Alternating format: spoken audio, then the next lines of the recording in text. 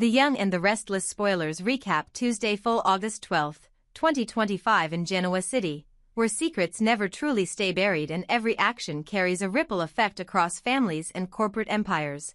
The air is already thick with tension as Sharon Newman begins to sense something deeply wrong with her daughter, Mariah Copeland. It isn't just the occasional distraction in her voice or the guarded expression that flashes across her face when certain subjects arise. It's the heaviness in her presence, the way she moves through a room as though carrying an invisible weight. Sharon knows her daughter well enough to recognize when she's hiding something monumental, but the truth, if revealed, would be far darker than even Sharon suspects. For while fans are still piecing together fragments of a mystery, Mariah herself knows exactly what she's concealing. It began on what was supposed to be an ordinary business trip. One of those out-of-town assignments that might have been forgettable if not for the choices she made after a few too many drinks. The bright-haired woman who always prided herself on control and composure allowed herself to get caught up in a moment of reckless abandon. The man was older, charismatic in a worn and worldly way, and for reasons she can't quite justify, she let the night veer into dangerous territory. What happened after is the part she can't erase. A heated argument, a sudden escalation, and then a fatal outcome. By the time she truly understood the gravity of what she had done, it was already too late. The man was dead, and the world she had built for herself, her marriage to Tessa Porter, her place in the Newman orbit, her identity as someone who had risen above her troubled past, was at risk of collapsing into dust. Returning to Genoa City should have brought relief, but instead it amplified her fear. Every familiar street corner felt like it could hide someone who knew what she'd done. Every phone call could be the one that shattered her fragile calm. Yet she has told no one, not Sharon, whose instincts for danger are nearly unmatched, and certainly not Tessa, whose love she treasures but whose reaction she dreads. When Tessa's patience thins and she threatens to end their marriage if Mariah won't open up, Mariah still remains silent, clinging to the belief that confessing will only accelerate the destruction. In her mind, she's protecting them both from a truth too toxic to survive, but in reality, her secrecy is eroding the very foundations she's trying to preserve. Sharon, however, can feel the walls closing in on her daughter. She sees the strain in Mariah's smile, the tension in her voice, and she knows that keeping whatever this is bottled up will only deepen the damage. Sharon's protective instincts are in overdrive, but without the details, she's fighting an enemy she can't name. This helplessness gnaws at her. She has walked through fire for her children before, but how can she shield Mariah from something she won't even admit is real? Elsewhere in Genoa City, other stories are moving toward collision. Holden Novak stumbles upon a discovery so horrifying it sends ripples through the city's already fragile network of alliances. The details remain under wraps for now, but the look on his face when he realizes the implications is enough to suggest that whatever he's found will not only affect his own path but will inevitably intersect with the Newmans and Abbotts in ways that no one is prepared for. Meanwhile, Jack Abbott, no stranger to crisis, finds himself backed into a corner and needing help from an unlikely source, Victoria Newman. In a world where trust is currency and alliances shift like sand, Jack's decision to turn to Victoria signals both the severity of his predicament and the possibility of a new, potentially volatile partnership. Whatever they decide, it will come at a cost, and the fallout could reverberate through both Jabot and Newman enterprises. But for all the drama unfolding in boardrooms and backrooms, it is Mariah's silent crisis that may prove the most dangerous. The truth has a way of clawing its way to the surface in Genoa City, often at the worst possible moment and with the greatest possible collateral damage. If, and when, her secret emerges, it will not just be her own life that shatters. Sharon, Tessa, and perhaps even the broader Newman family will find themselves caught in the undertow of her choices. And as history in this city has shown time and again, once the first crack appears, the rest of the facade can crumble in an instant, leaving nothing but the wreckage of what once seemed unshakable. In Genoa City, where every smile hides a calculation and every whispered word might be the beginning of a scandal, the current of unease runs strong through homes, boardrooms, and dimly lit corners where truth is an unwelcome guest. The city breathes with secrets tonight, and in that fragile space between what is known and what must never be spoken aloud, lives are about to bend and break. Kyle Abbott has always prided himself on a certain poise, an ability to glide through personal entanglements without losing his footing, but the truth he is hiding now clings to him like a second skin.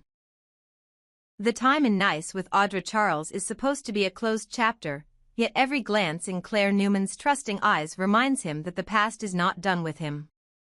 Audra's failed attempt to seduce him back into her orbit should have ended her pursuit, but instead it has made her bolder, more inventive, as if the taste of defeat has sharpened her appetite for chaos.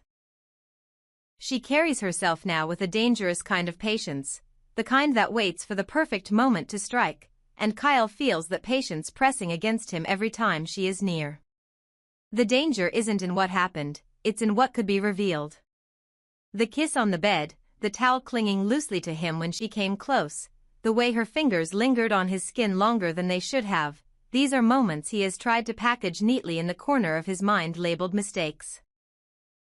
But mistakes have a way of leaking into the present, and Audra has begun to let slip details that were once theirs alone.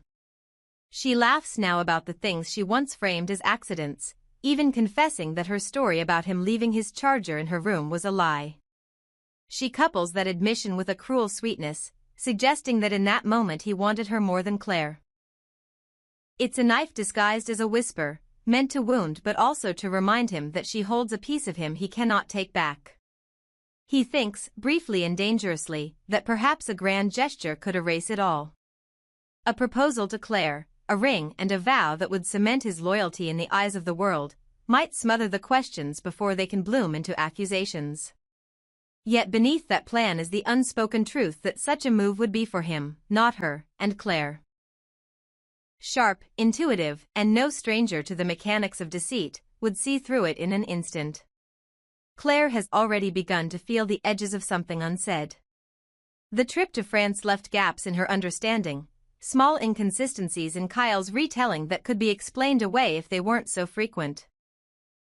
She notices the way his tone shifts, how his gaze flickers when she touches too close to certain topics, and though she hasn't yet pieced it together, she feels the gravity of something pulling between them.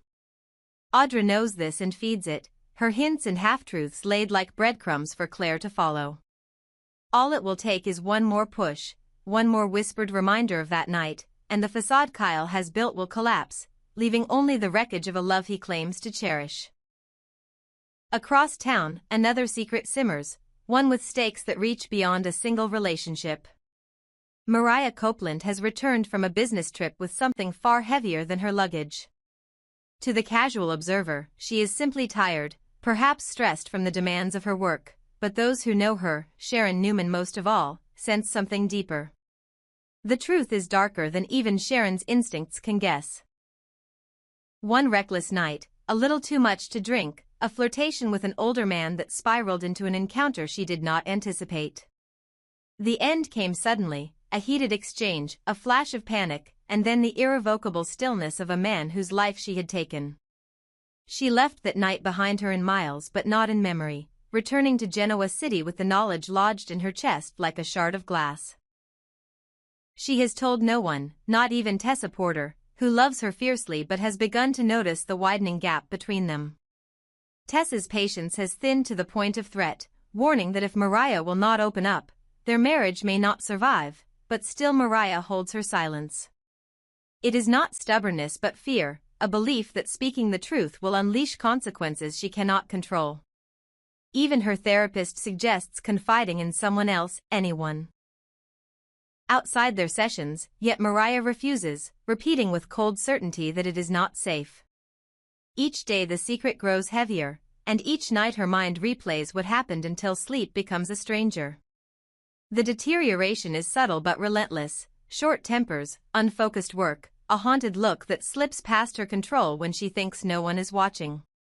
Sharon watches, though, and every flicker of pain in her daughter's eyes adds fuel to her determination to reach her. She knows that the longer this silence stretches, the more likely it will shatter in a way neither of them can repair. In the midst of these unraveling personal storms, Holden Novak finds himself thrust into a revelation that threatens not only his peace of mind but the precarious alliances he has built. Lily Winters, back from the tension-filled trip to Nice, decides that Holden deserves to know about Damien Kane's death. She delivers the news without softening the edges, knowing that despite the falling out between Holden and Damien before the trip, the loss will cut deep. Theirs had been a friendship fractured by conflict but forged in shared history, and hearing that Damien is gone stirs a mix of regret and grief that Holden struggles to hide. But the emotional blow is only the beginning. Holden has been entangled in a secret arrangement with Kane Ashby, an alliance whose nature is understood by few and whose risks are understood by even fewer. The news of Damien's death shifts the ground beneath this deal, introducing a new and ominous layer. If Kane's name is in any way linked to what happened in Nice, Holden is not just dealing with a shrewd businessman, he may be tethered to a man whose ambition can destroy lives as easily as it can close deals. The question becomes whether to maintain the alliance and risk being pulled deeper into danger, or to find a way out before it swallows him whole. Yet in Genoa City, breaking with someone like Kane is often more perilous than staying loyal. All three stories, the love triangle teetering on the edge of implosion, the hidden crime corroding a young woman's mind, and the dangerous alliance thrown into question, move through the city like storm fronts, each threatening to collide with the others in unpredictable ways. Secrets in Genoa City have a way of bleeding across boundaries, drawing in the innocent and guilty alike. Sharon's attempts to reach Mariah may intersect with discoveries Holden makes as he digs deeper into Kane's dealings. Claire's doubts about Kyle could be sharpened by an offhand remark from someone who knows too much, perhaps overheard in a moment of carelessness. And Audra, ever the opportunist, may find a way to weave these separate threads into a single tapestry of chaos, using each revelation to her advantage. In the end, it is not a question of whether the truth will come out, it always does here, but of how much damage it will leave in its wake. Rings may be offered, alliances may be broken, and marriages may be tested, but the scars of these choices will last far longer than the moment they are made. As the city hums with its usual mix of ambition and betrayal, the clock ticks toward a reckoning none of them can yet see, but all can feel in the air. Jack stood at the edge of a decision he had sworn he would never face again, the kind of handover that felt less like leadership and more like surrender, because to place Jabot in Billy's hands, even temporarily, meant trusting a brother whose brilliance had always come braided with volatility, and doing it now. Under pressure from Kane's encroachments, from market whispers, from the slow bleed of confidence that follows every rumor, meant stepping into a storm with his eyes open and no guarantee of land on the other side. It was this calculus, heavy and relentless, that drove him across town to Victoria, because whatever the history between their families, whatever scars lingered from boardroom wars and broken alliances, there was a truth that both sides always recognized when the air in Genoa City turned metallic and thin. Sometimes the only way to outlast a predator was to stand shoulder to shoulder with the rival you least wanted as a partner, and sometimes the rival you least wanted was the only one who understood exactly which arteries an enemy would try to cut. Victoria listened in that still, clinical way of hers, weighing not just the words but the angles behind them, absorbing the subtext about Kane. The quiet consolidations he'd been making through proxies, the shadowy alignments, the sudden liquidity that suggested outside capital. And Jack saw in her eyes the moment she mapped the threat onto her own empire, the moment a hypothetical became a structural risk, because if Kane took a swing at Jabot and landed it, Newman would feel the shockwave in supplier contracts, in distribution corridors, in consumer trust that doesn't differentiate between the fall of one giant and tremors under another's feet. Jack did not pretend the ask was small. He laid out the pieces with the ruthless honesty of a man who knows that half-truths are a luxury he can't afford, and he framed Billy not as an inevitability but as a lever to dangerous, yes, but useful if anchored by the right counterweights, because Billy's gifts, when pointed at a single target and fenced by clear constraints, could be devastating in the best possible way, the spark that ignites a controlled burn instead of a wildfire. The problem was not Billy's talent, it was Billy unbounded. So Jack proposed scaffolding, a joint oversight cell where Newman's strategy team could sit in on crisis sessions, a narrow charter for Billy's interim authority at Jabot that limited him to defensive measures, a rapid response legal and PR apparatus that could triangulate in hours, not days, if Kane forced a move. He knew the past, how the Abbotts and Newmans had once built a temporary wall against a larger threat and won. And he invoked it carefully, not as nostalgia but as precedent, because precedent gives cover, and cover is the currency that lets powerful families do what they must without looking like they've broken faith with their own mythology. Victoria, for her part, did not reach for the easy alliance. She let the silence expand until it became a pressure chamber, and in that silence Jack admitted the thing he least wanted to say aloud: he was not entirely sure Victor would consent. The old patriarch had his own rules about unity and leverage, about when to rescue an Abbott and when to let an Abbott sweat, and Victor's read on Kane might differ from theirs in ways that only Victor could justify. That uncertainty was not just political, it was operational, because any joint posture that didn't include Victor's explicit blessing would snap under the first strain. So Jack asked for something specific and unusual? He asked Victoria to be the translator and the guarantor, the one who could carry the shape of this plan to her father in a language he respected, and, if necessary, return with a version sharpened to Victor's edge but intact enough to function. He was acutely aware that the optics were precarious, an Abbott patriarch soliciting Newman cover at the precise moment he was contemplating transferring company stewardship to his mercurial brother. But optics, he told her, were malleable if the results were incontrovertible, and the result he needed was a simple two-part shield, a public signal that Newman and Jabot were aligned against predatory disruption, and a private backchannel that could move capital, counsel, and influence in real time if Kane tried to force a breach through litigation, hostile financing, or manufactured scandal.